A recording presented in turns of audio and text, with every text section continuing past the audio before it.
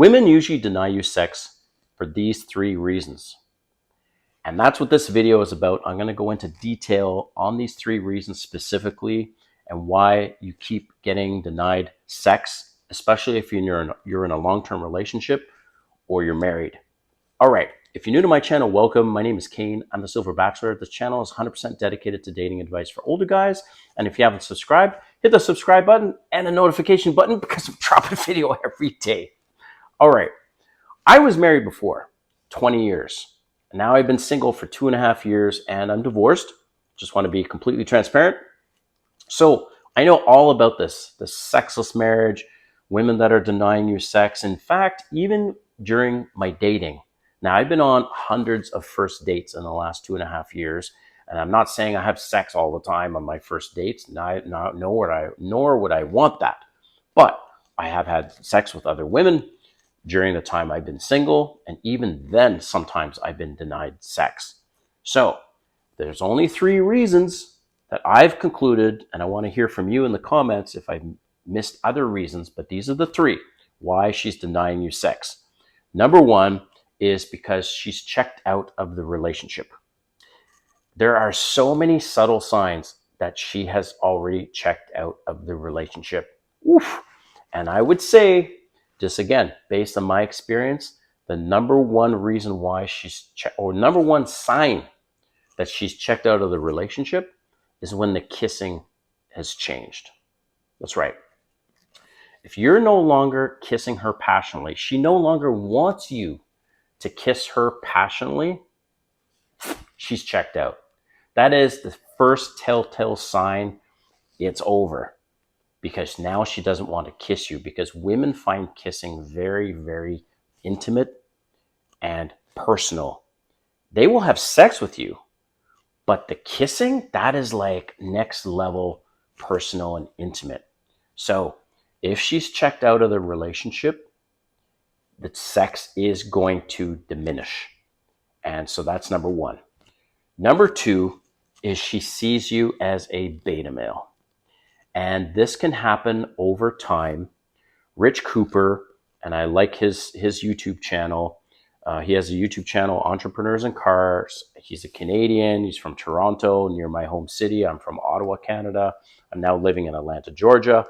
And one of the things he keeps saying over and over again, and even in his book, is he said, betatization through 1,000 concessions.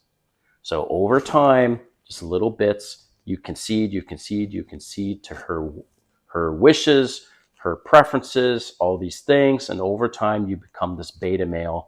And women don't want to have sex with a beta male. They want to feel like they're having sex with an alpha male, the leader, the protector, the provider. Okay? So a couple things, bro, I need to tell you. And I made this mistake in my marriage. And even when I was first dating a little bit. Stop telling women your weaknesses. Stop telling women about your struggles. And you might start getting comfortable with them, but they are seeing it as a weakness, and stop crying around them. I know some of you are going to comment and go, well, it should be okay. Yeah, at your peril. At your peril. If you want to talk about your weaknesses, you want to completely be wide open and share things and cry, you do that in front of your bros, in front of your guy friends, because women will be repulsed. In fact, I remember one time I was on a date and she was sitting right beside me. We were watching a movie. We're watching the new Planet of the Apes, the Kingdom of the Planet of the Apes movie.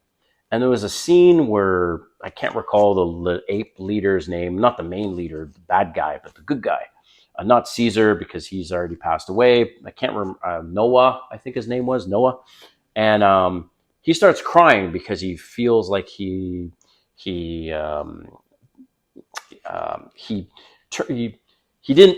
do and protect his tribe, something like this, right? So he's crying, and she is looking at the TV, because the TV is actually in front of me, which you can't see, but she's looking at the TV and she goes, oh my God, he's being such a little bitch.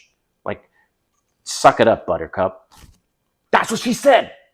I was like, what the fuck?